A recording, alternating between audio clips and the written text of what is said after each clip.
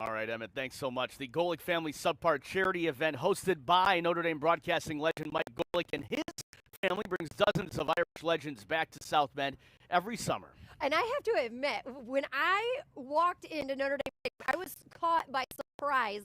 I could not believe what I was seeing, and I saw former Irish football coach Charlie Weis. He was holding court with a group of his former players. It was the second time back on campus since he was fired back in 2009, but he returns to South Bend often to visit his daughter Hannah, who lives at the Hannah and Friends community that Charlie and his wife Maura developed to help their daughter and others with special needs. So I took that opportunity to catch up with Weis from what he's up to now to this year's team, his son Charlie Weis Jr., who's now a coach, and of course, being back in the house that Rockne built. I walked in, I was afraid the stadium was going to fall down, so I was a little bit concerned, but it didn't. So far so good. It was ironic because I was already coming in town to visit my daughter, visit my charity. So I reached out to Mike Golic Jr. and said, "Hey, I'm going to be in town." I said, I've been around. I've only been on campus once since I left, but for the Golics who were so good to me personally, to our family, and to Hannah and Friends, I felt that I'd be remiss if I didn't make the offer. I try to stay low-key when I'm in town because I understand that, when you're the ex-head coach at Notre Dame, you're the ex-head coach at Notre Dame. So, I think that you have to understand your role. You now are doing a radio show for SiriusXM, and tell us a little bit about that, and how did you kind of cross over into to the dark side, to the media side? The irony is when I went to Notre Dame as a student, I wanted to be a sports announcer. So when I was done coaching, SiriusXM approached me and said, "We'd like to do a radio show." Now it's 5 days a week, Monday to Friday, with Bob Papa, who's a radio voice of the New York Giants.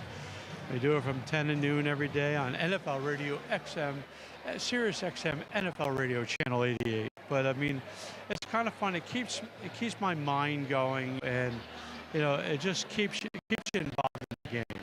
Does it kind of scratch that football itch a little bit too? Well, actually, with my son being the offensive coordinator at Ole Miss, I'm a fan once a week, and that's when Ole Miss plays, because I get an opportunity to vicariously live through him. Yes, sir! Let's go! Great job! And even though I work for the Patriots and Notre Dame and the Giants and the Jets, the Chiefs, I don't root for anybody. I just watch. There's only once a week that I'm a fan, and that's when Ole Miss plays, because blood is thicker than water. Well, back when Charlie Jr. was at South Bend St. Joe High School, I did a story on him as the team manager, and it's been really neat to watch his progression and growth over the years.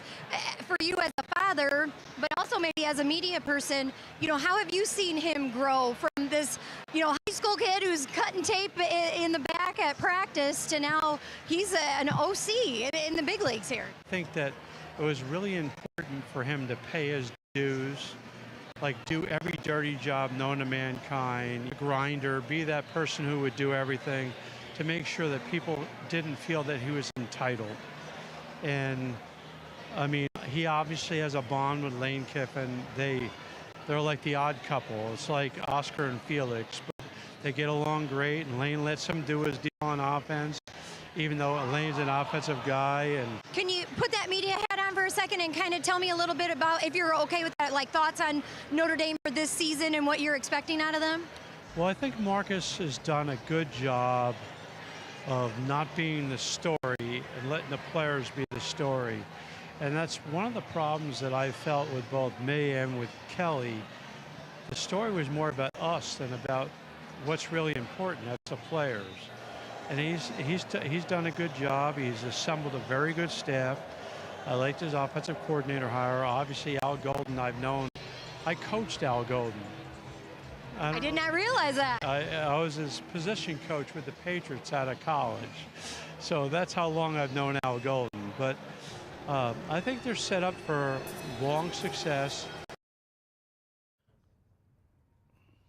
I just love that. It was great catching up with Charlie. That was the first time I'd seen him since he was fired in 2009. And I was there shooting video the day he arrived on campus for the first time back in 2004, and I was there shooting video on his final day as he was leaving campus 5 years later. Charlie told me he hasn't really felt welcome on campus since then, but I'm glad that he was here this summer, and hopefully that will sort of open the door for him to come back more in the future. A little softer side of Charlie. Yes, for sure.